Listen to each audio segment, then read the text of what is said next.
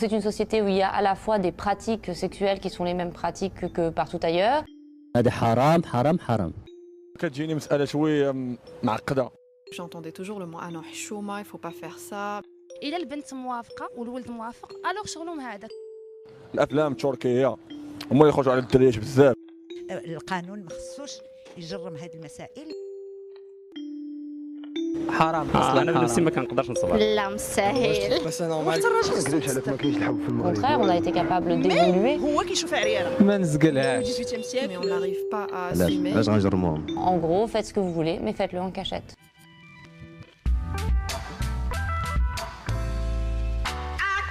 Yadrokum raskom, si vous avez mal à la tête, c'est normal. Parce qu'on va parler d'amour, de relations et de sexualité au Maroc. Et vous allez voir, c'est pas toujours simple. Ma'akoum Tihami, et vous êtes sur l'OVNI Podcast.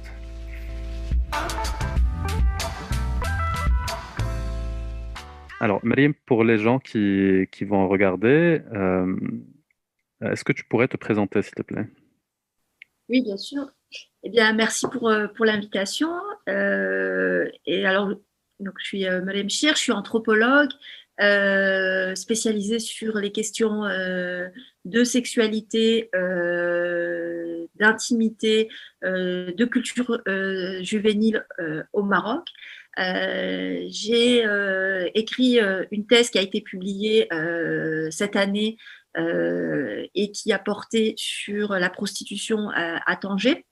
Et le titre de la thèse s'appelle Les filles qui sortent. Donc je me suis intéressée à cette question de ce qu'on appelle en marocain le kharij, le benat qui était khorjo.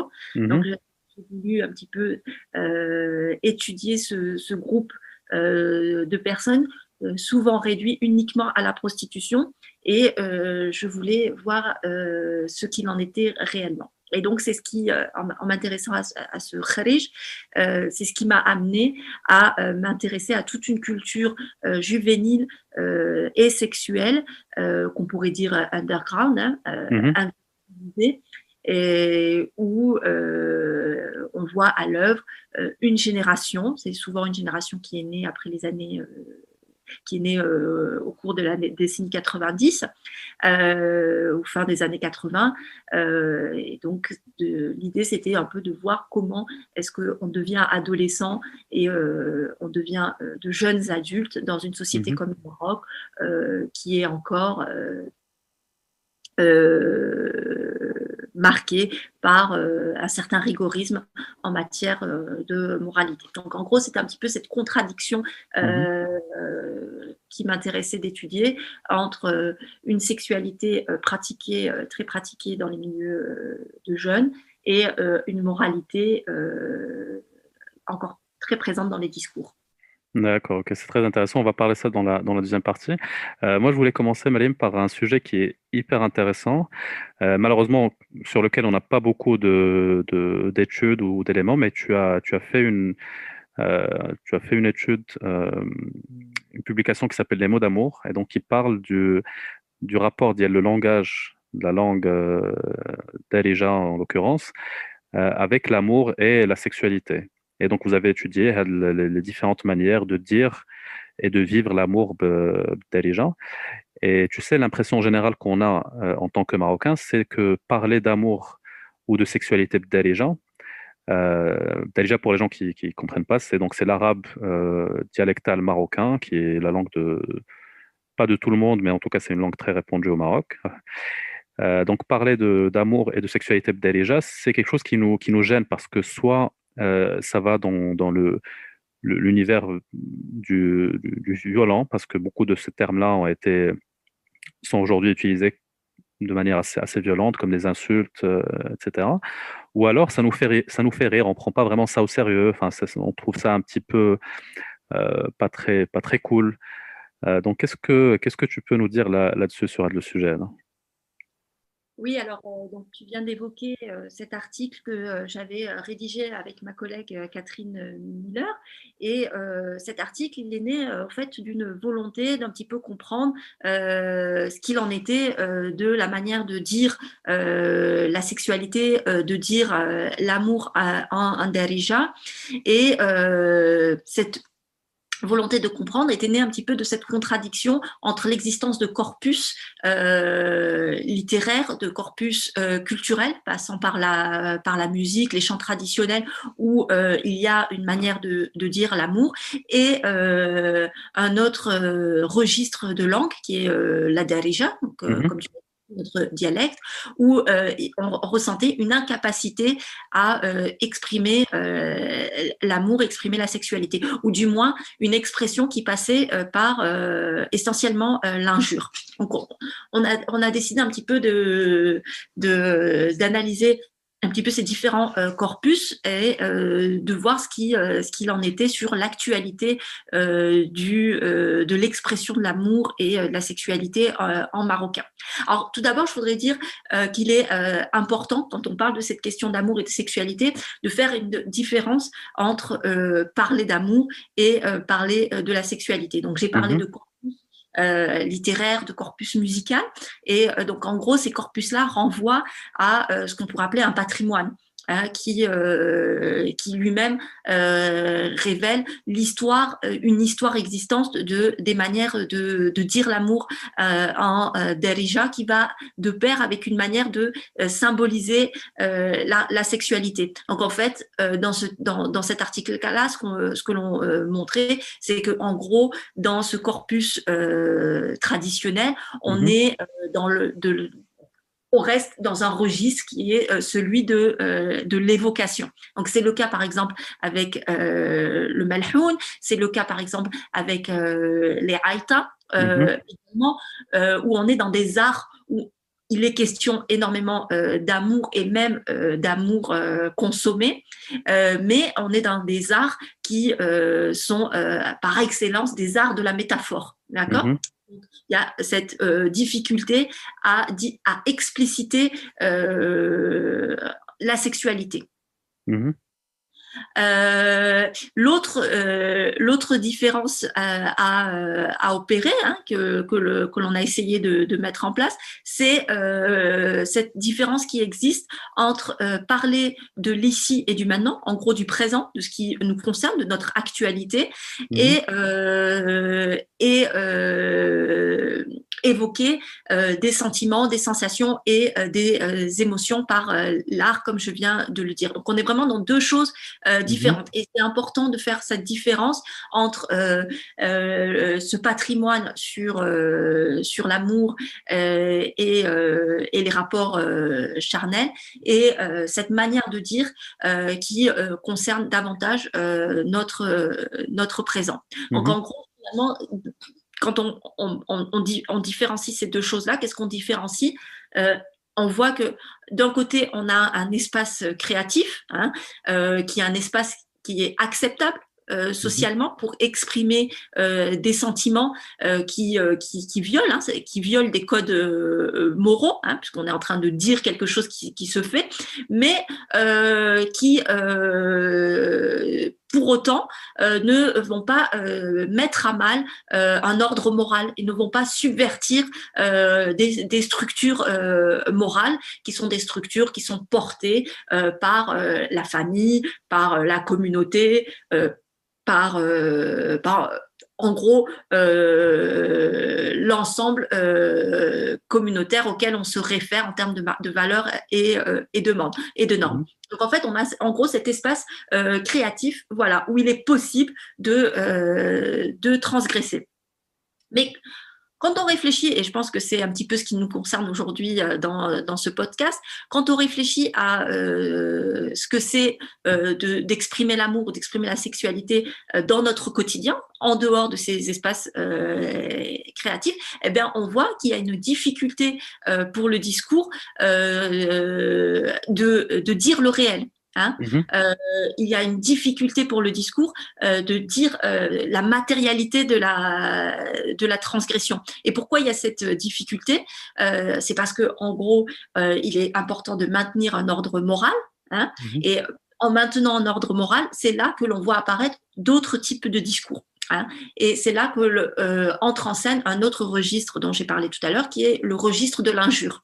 Et donc on voit que finalement dans notre darija au quotidien, la sexualité la plus crue va passer par ce registre de l'injure parce qu'il est impossible de dire en d'autres termes la transgression. Parce que la dire en d'autres termes, ce serait la reconnaître. Donc en gros, on est coincé finalement dans le discours entre deux choses.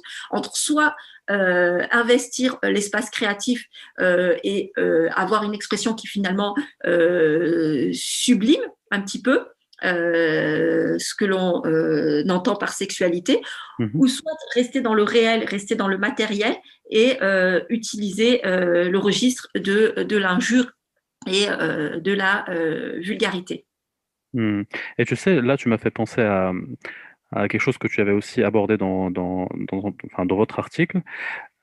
C'est que même dans l'espace créatif, c'est-à-dire même dans la chanson par exemple, il y a une certaine pudeur qui s'est réinstallée. Donc là, je ne sais pas si je paraphrase bien, mais que par rapport par exemple à d'anciens poèmes ou même à du raï des années 70, on voit qu'il y a une certaine pudeur qui est aujourd'hui même à traiter d'amour dans la musique populaire, et qu'on revient à on va dire à des paroles ou à des termes qui sont beaucoup plus neutres ou qui sont un peu pudiques. Je ne sais pas ce qui peut expliquer ça.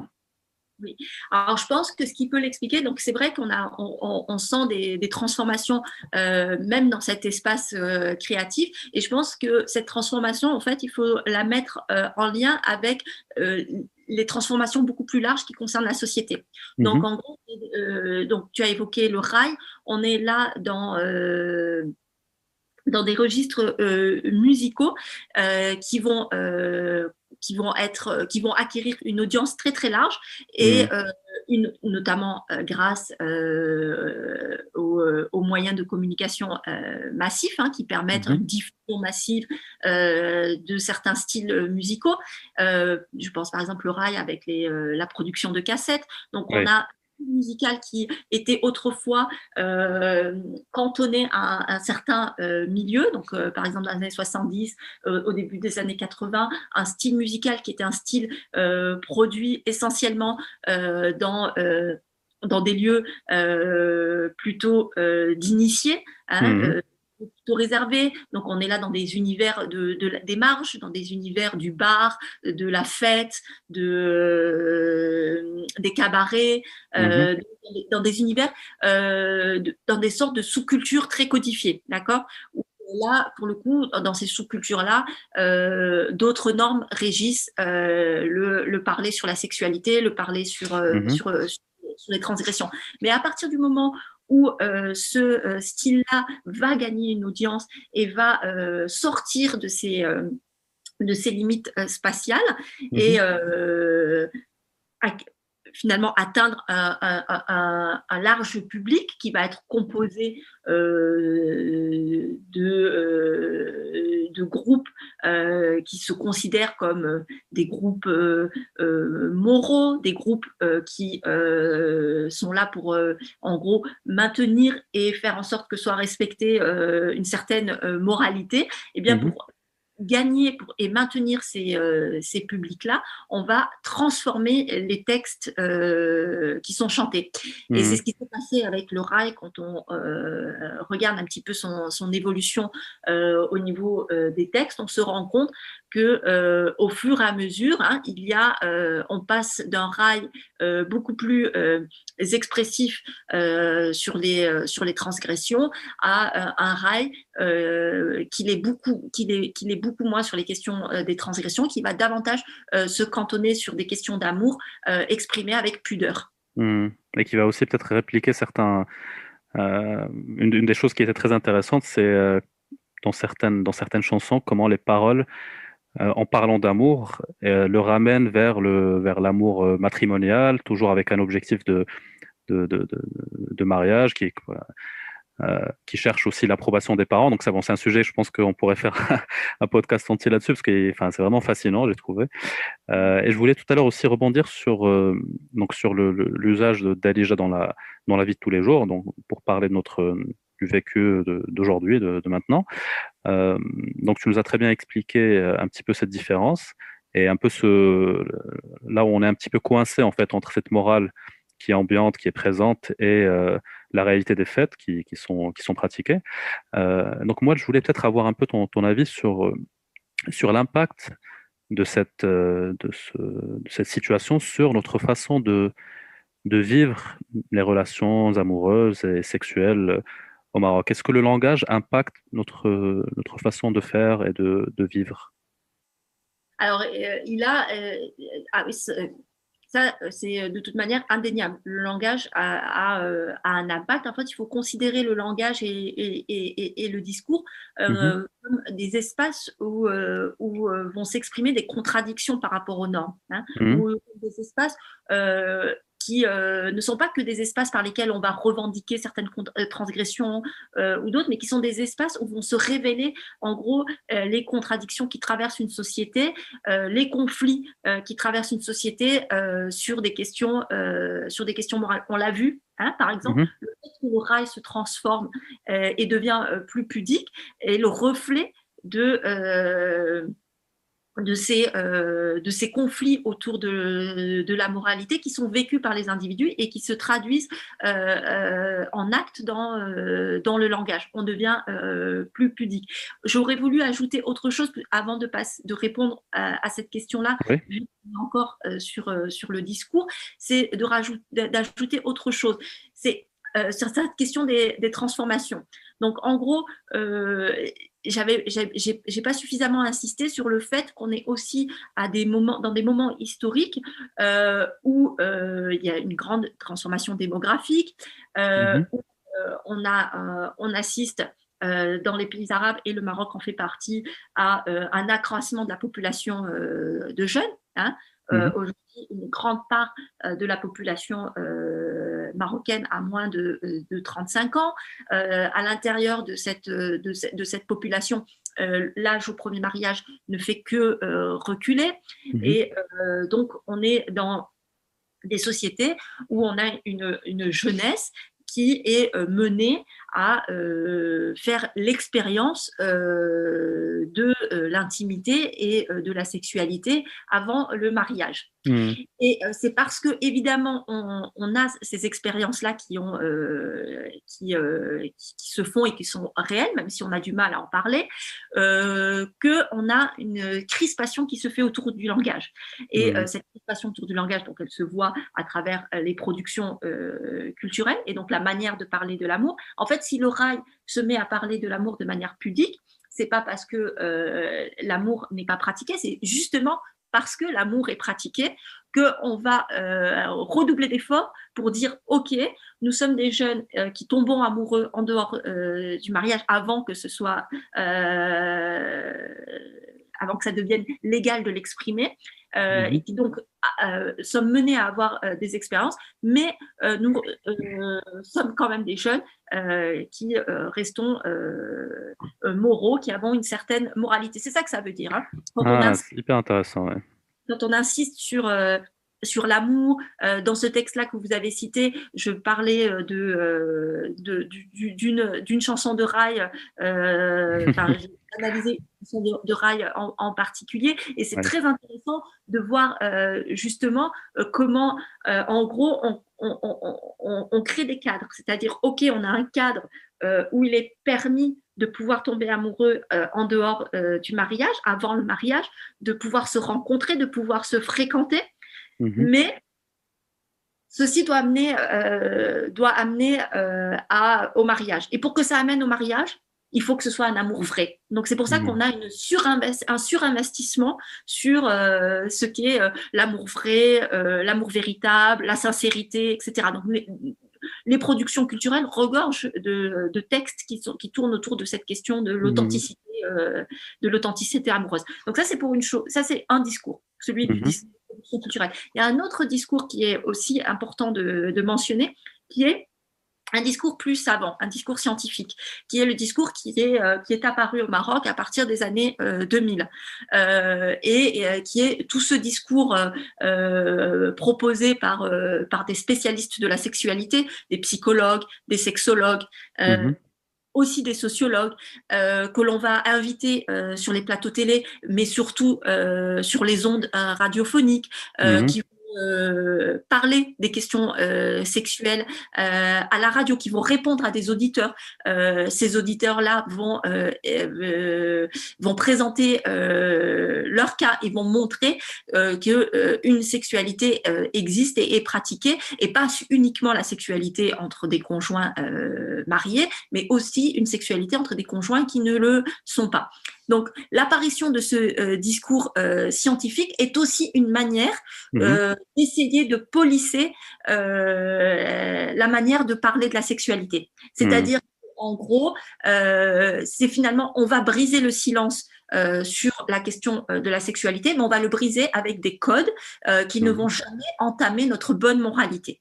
Oui. Et c'est vrai, d'ailleurs, dans les émissions radio, c'est souvent, alors c'est une très bonne chose, hein, mais c'est souvent présenté comme sous l'angle de soit médical, soit de l'aide psychologique à la personne. C'est ce qui est déjà un très bon premier pas par rapport à à l'absence de canaux, mais c'est toujours présenté dans ce cadre-là. Mais c'est très intéressant de comprendre un petit peu comment la pratique peut influencer le langage et la production culturelle et pas l'inverse. J'imagine que c'est une influence qui va dans les deux sens. Tu as tout à l'heure parlé de normes, Mariam. Moi, je voulais qu'on passe on va dire à une deuxième partie, parce que tu travailles également beaucoup sur les sujets de notre rapport au Maroc au genre et à la sexualité hors mariage, la sexualité non légale, on va dire, je ne sais pas comment on peut appeler ça, tu as sûrement un terme plus adéquat. Et tout d'abord, on parle beaucoup de normes au Maroc, tout le monde peut-être a une idée de quoi on parle, mais concrètement, est-ce que toi, à travers tes études, qu'est-ce que tu peux nous dire de ces normes-là qui existent et qui régissent un peu notre rapport à... Alors, je sais que c'est des sujets peut-être qui ne sont pas tout à fait les mêmes, mais à l'amour et à la sexualité, mais brièvement, qu'est-ce qu'on peut en dire? D'abord, je pense que la chose qu'il faut maintenir en tête, et c'est peut-être ce qui pose souvent problème quand on parle des sociétés des pays arabes avec une majorité avec une population majoritairement musulmane, c'est que souvent on aborde ces sociétés comme étant des univers monolithiques et univers régis par un ensemble de normes qui seraient les mêmes partout et un ensemble de normes très homogènes et qui vraiment tournent autour de cette question des libertés individuelles et de cette question de la moralité. Et je pense que c'est vraiment une vision qui fait beaucoup de tort à la compréhension de nos sociétés, que ce soit à l'intérieur même de la société marocaine, de la manière dont il est possible de comprendre la sociologie de ces sociétés, ou à l'extérieur.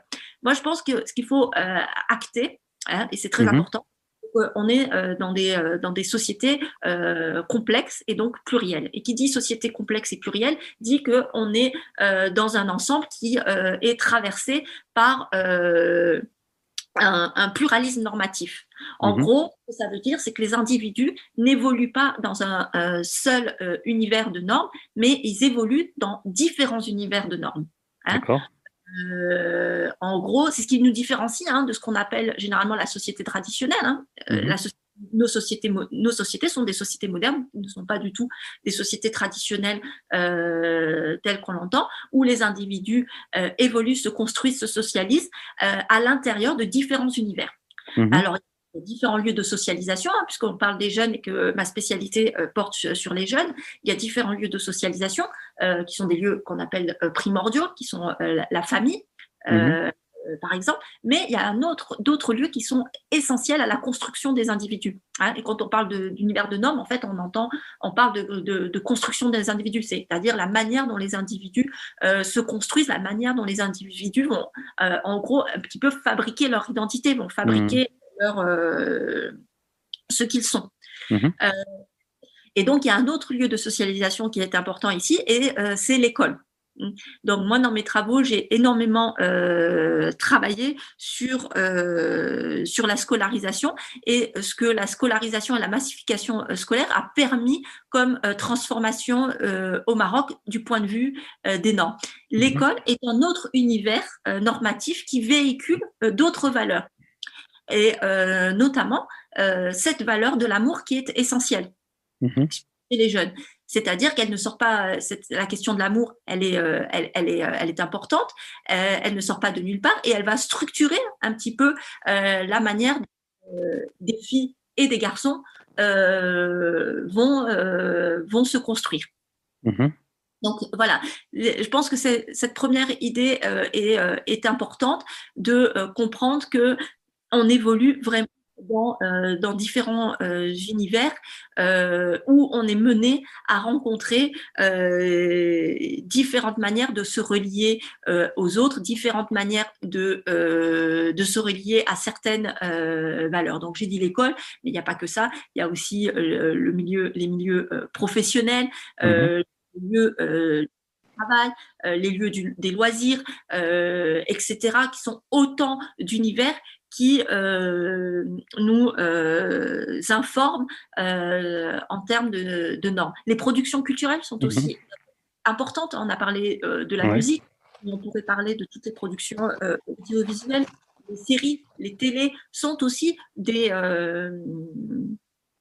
lieux où des normes et des valeurs sont véhiculées et fournissent de la matière aux individus pour penser ce qu'ils sont, quelles sont leurs identités de genre. Qu'est-ce que c'est qu'être féminin, qu'est-ce que c'est qu'être masculin dans un monde moderne, qu'est-ce que c'est qu'être homme, qu'est-ce que c'est qu'être une femme dans un monde moderne, qu'est-ce que c'est que le mariage, comment se mettre en couple, qu'est-ce que c'est que l'amour, la sexualité, les pratiques sexuelles, etc.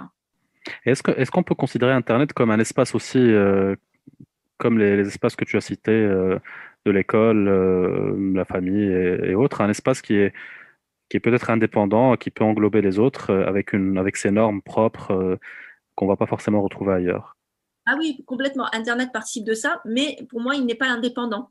Alors, la sphère virtuelle n'est pas du tout détachée de la sphère réelle. Au contraire, aujourd'hui, et ça n'a plus sens on parlait il y a plus d'une dizaine d'années d'espace virtuel et d'espace réel en opposant les deux. Je pense que c'est complètement illusoire de diviser ces deux sphères.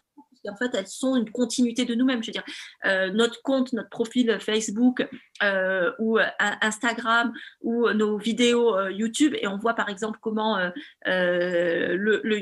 YouTube est de plus en plus investi au Maroc, sont des espaces qui sont en fait une continuité de soi, donc qui ne sont pas des espaces qui sont indépendants de ce que l'on peut vivre dans la vie réelle. Au contraire, ces deux sphères-là se nourrissent mutuellement et il y a de la circulation en termes de normes et de valeurs qui a lieu.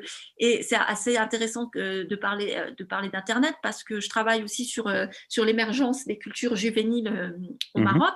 Et Internet, ou en tout cas les réseaux sociaux, quand je parle d'Internet, là c'est plutôt 2.0, c'est vraiment les réseaux sociaux, ont permis la création de réseaux de sociabilité entre certains jeunes. Et donc la mise en avant, la visibilisation de certaines pratiques où sont revendiquées des transgressions, notamment des transgressions de l'ordre moral.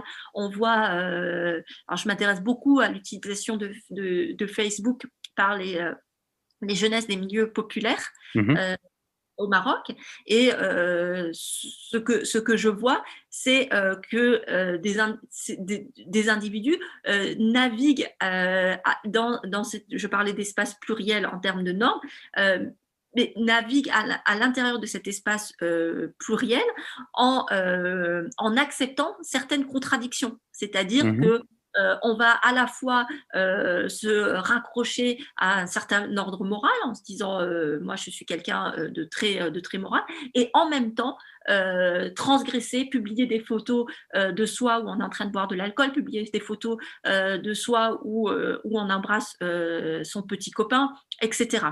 Et finalement, les scandales qui ont un petit peu qui ont marqué un petit peu cette décennie, hein, en commençant par exemple par le scandale du baiser de Nador en 2013, sont une expression. Ces scandales-là, qu'expriment-ils? Ils expriment le fait que, en gros, on a rendu visible des transformations que certains individus, qu'on pourrait appeler des entrepreneurs de morale, redoutent de voir se normaliser. Donc, le scandale, c'est ça, en fait. Le scandale, qu'est-ce que c'est? C'est pas vrai. Le scandale n'exprime pas en gros, comment dire, La surprise, peut-être, qu'on découvre.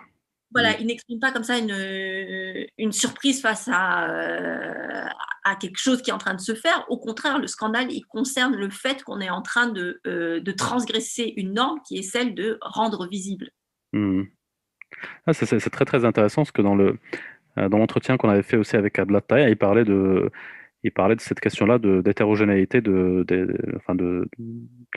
la société en général, qu'on n'a pas nécessairement, il n'y a pas un seul ordre moral qui va prévaloir, mais plusieurs sphères entre lesquelles on va peut-être être simultanément dans une sphère qui est très...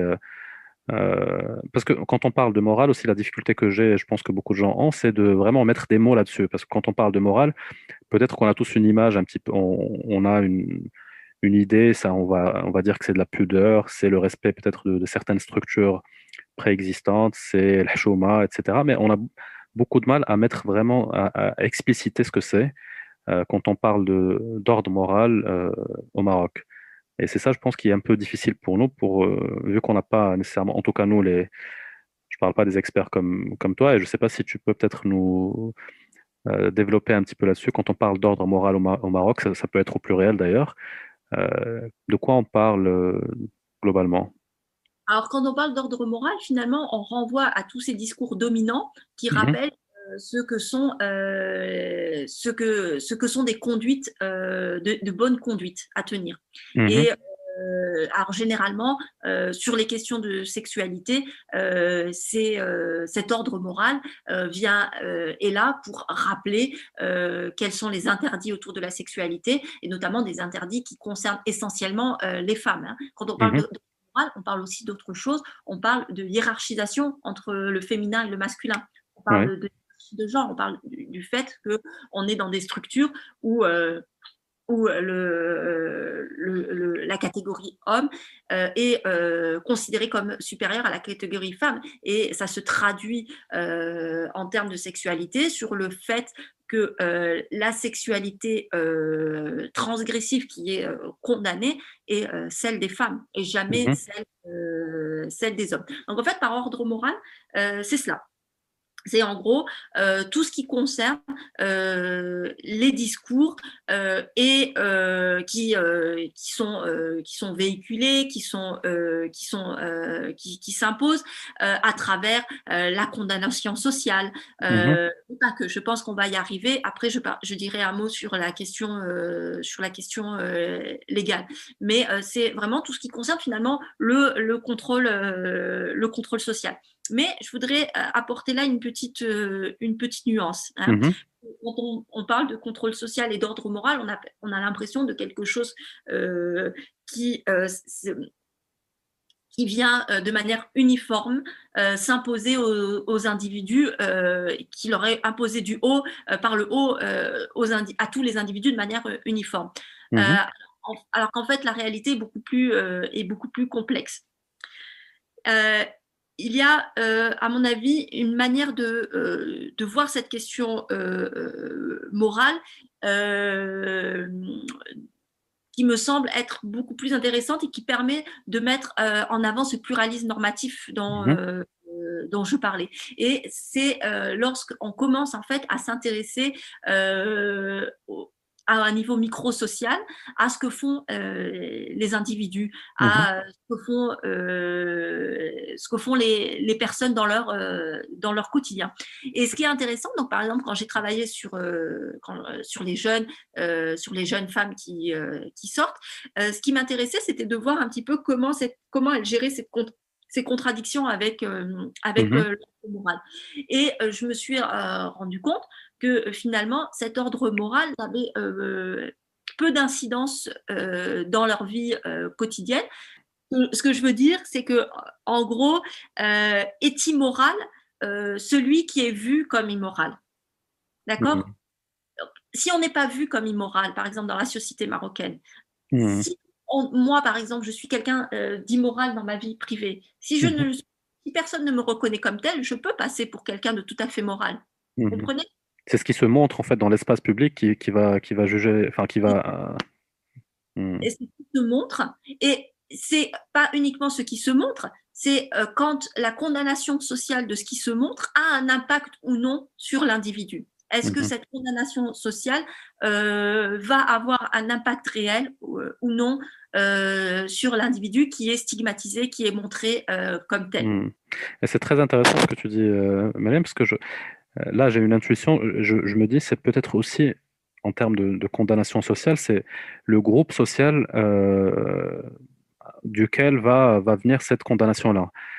Peut-être que, et pour faire peut-être le point aussi, le lien avec la question d'après, c'est que tu avais parlé dans un autre article de la différence de traitement en fait de l'application des lois qui ont lieu aux libertés individuelles, mais surtout à la sexualité et la différence de traitement qu'il y a entre les catégories sociales.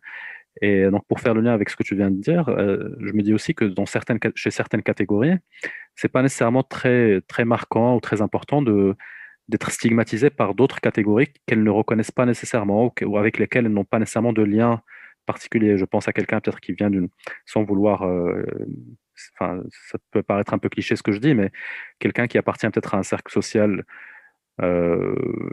aisé, francophone, etc., ne va pas nécessairement être gêné par un rejet ou par des remarques qui proviennent d'autres cercles qu'il ne fréquente pas.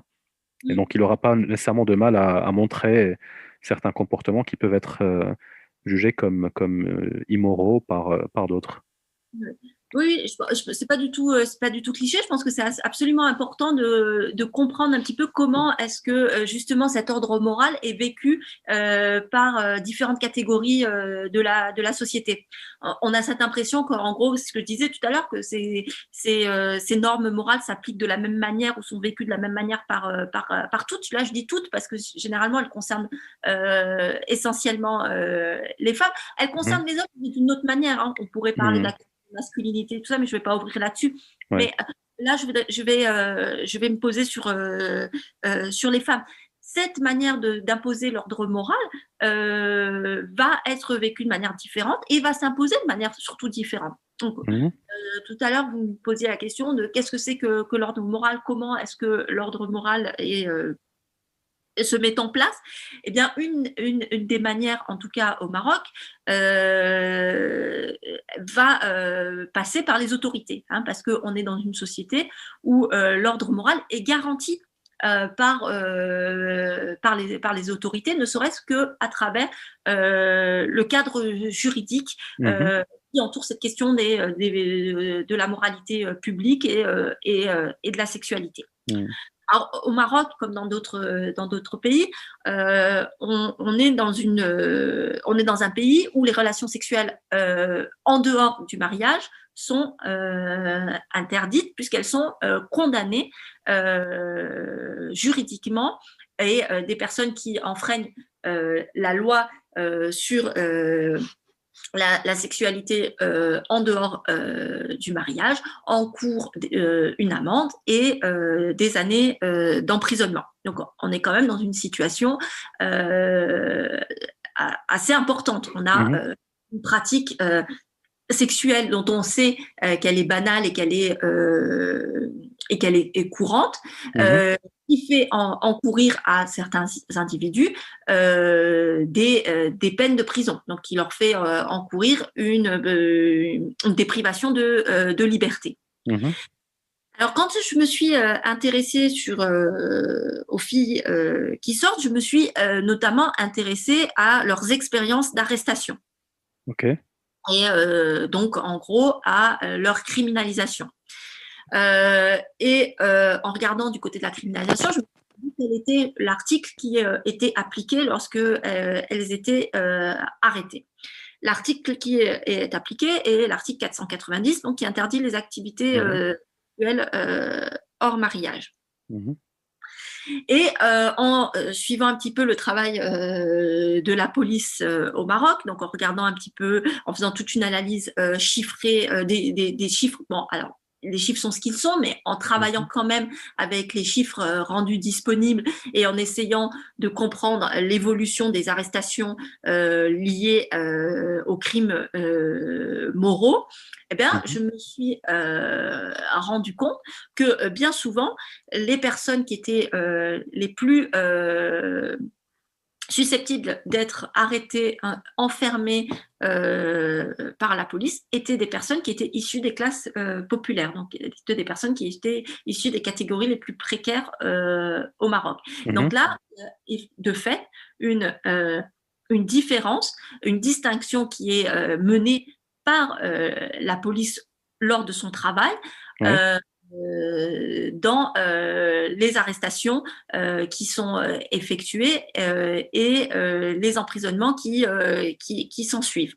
En gros, comment travaille la police quand elle essaye de rétablir l'ordre moral dans l'espace public, du discours dominant, mais il y a aussi des pratiques dominantes pour maintenir l'ordre moral, et ces pratiques dominantes sont entre les mains des autorités publiques. Que fait la police? Elle mène ce que l'on connaît bien au Maroc, on en entend souvent parler, elle mène ce qu'on appelle campagne d'assainissement, des hemlettes, où on a des fourgons de police qui sortent la nuit, généralement, et qui arpentent les lieux qui sont considérés être des lieux de loisirs où on sait que l'on va rencontrer des personnes qui sont en situation de transgression pénale.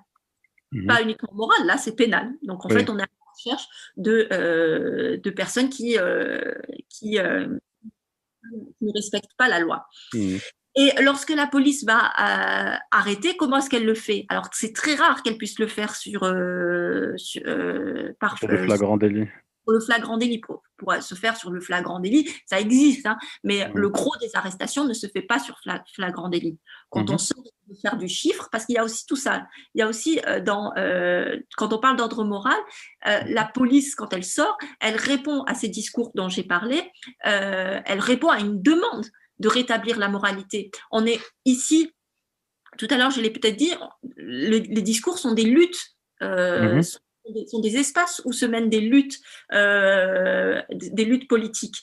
Et le discours sur la moralité est un espace éminemment de lutte que se livrent différents secteurs politiques de la société.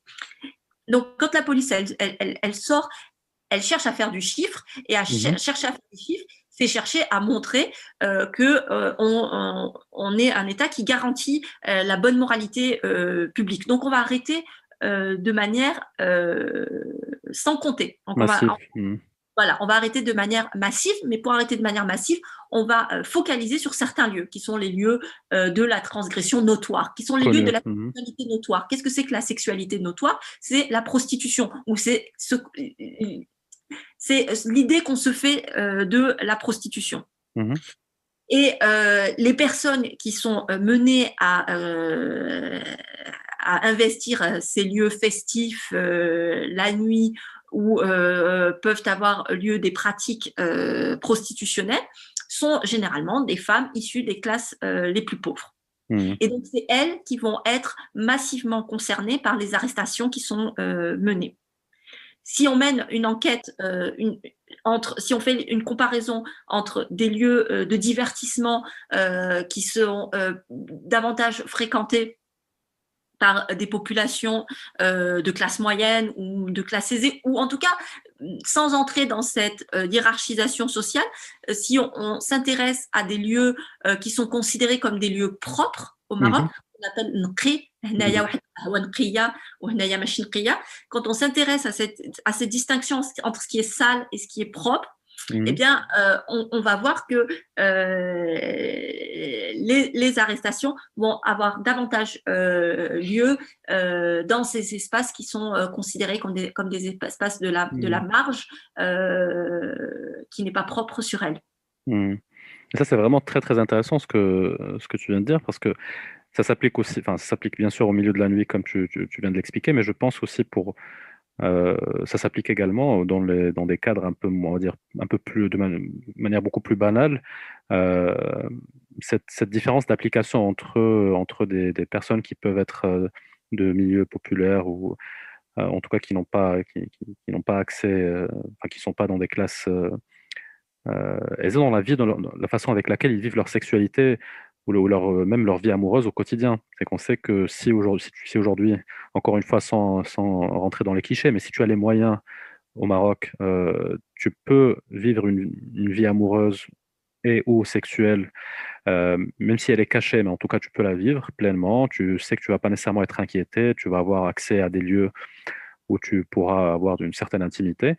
Ce qui n'est pas le cas pour des personnes qui n'ont pas ces moyens-là. Et donc l'application et ça qui est un peu doublement dramatique ou triste, c'est qu'en plus de la difficulté d'appartenir à tel ou tel on va dire, milieu, il y a aussi la différence dans l'application des lois. Et c'est ça aussi et ça rejoint aussi l'entretien qu'on avait fait avec le docteur Shafek Sharaibi, qui avait parlé exactement du même phénomène concernant l'avortement et la différence d'accès entre les personnes qui viennent de milieux populaires et puis les autres. Donc c'est vraiment un sujet hyper intéressant, mais très, très important, je pense, qu'on puisse l'expliciter comme tu l'as très bien fait. Si je peux ajouter quelque chose, je voudrais dire, et c'est bien que tu fasses le pont avec ce qu'a pu dire le professeur sur l'avortement, c'est vraiment de prendre la mesure qu'aujourd'hui, la question sexuelle telle qu'elle se pose au Maroc, quand on parle de question sexuelle, on parle vraiment d'une problématique qui est à résoudre, eh bien, elle est indissociable de la question sociale. Oui. Et on ne peut pas faire l'impasse si on réfléchit à la question de la pénalisation sexuelle au Maroc. Il faut aussi avoir une entrée par la classe sociale et de voir en gros comment d'autres dominations sont à l'œuvre au sein de la société marocaine. Où pour le coup, il ne faut pas dire que les personnes aisées qui ont cette facilité de vivre leur sexualité ou leur intimité ne risquent pas d'être inquiétées. C'est ça qui est pernicieux dans la société. C'est qu'en gros, quand on maintient ce genre de loi là, on garde toujours la possibilité de pouvoir criminaliser tout le monde quand la nécessité s'impose. On l'a vu par exemple avec les cas les plus médiatisés qui ont mis sur le devant de la scène des personnes issues de milieux aisés ou éduqués, de milieux intellectuels, etc. On a vu comment ils ont été aux prises avec ces lois pénales. Et cette criminalisation leur est tombée dessus ou a été instrumentalisée en tout cas pour viser d'autres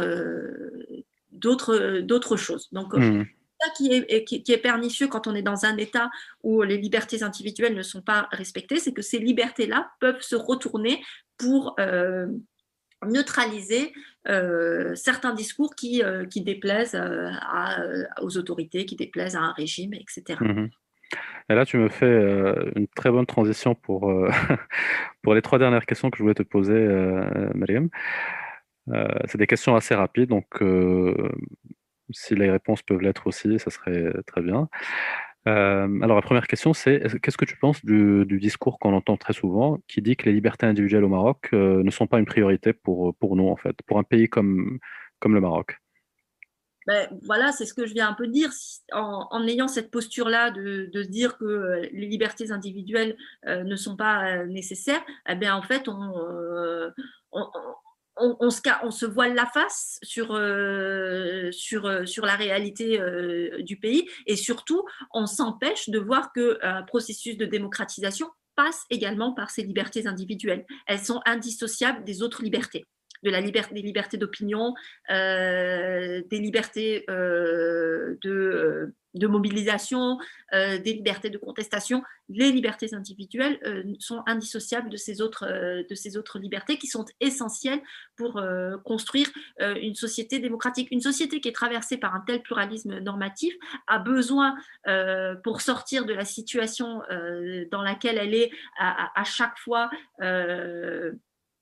c'est-à-dire cette polarisation entre d'un côté discours moral et de l'autre discours des libertés, a besoin de passer par une démocratisation et celle-ci passe par toutes les libertés. Très bien. Ma deuxième question, c'est, pour revenir au sujet du genre, c'est est-ce que, à ton avis, une remise en question des normes de genre et des normes sexuelles, morales, aujourd'hui, ça va à l'encontre de, entre guillemets, nos traditions marocaines. Parce que ça, c'est une objection qu'on reçoit assez régulièrement. Alors, ce qu'il faut se dire, c'est d'abord dire qu'est-ce que c'est qu'une tradition. En fait, une tradition aujourd'hui, ce n'est qu'un changement de l'histoire. C'est quelque chose qui a été autrefois un changement. Donc déjà, qui avait été autrefois quelque chose qui a porté problème. Alors, il y a beaucoup de sociologues, et je renvoie notamment à Fatima Mernissi, entre autres, qui ont posé cette question du genre en réfléchissant à ce que sont nos traditions, en réfléchissant à notre religion, et qui ont montré que les transformations portant sur le genre ont été portées par l'islam lui-même. L'islam a émergé en transformant une situation des femmes. Donc ça, c'est essentiel de le rappeler. En gros, que les traditions ne sont que des transformations qui ont eu lieu dans le passé et qui se sont sédimentées. Donc, vont remettre en question des situations actuelles, ce n'est pas aller à l'encontre de nos traditions. Au contraire, c'est permettre à ces traditions d'évoluer, de s'accorder avec le temps présent. Et une dernière question pour faire un petit peu le lien avec le travail du collectif Moroccan Outlaws.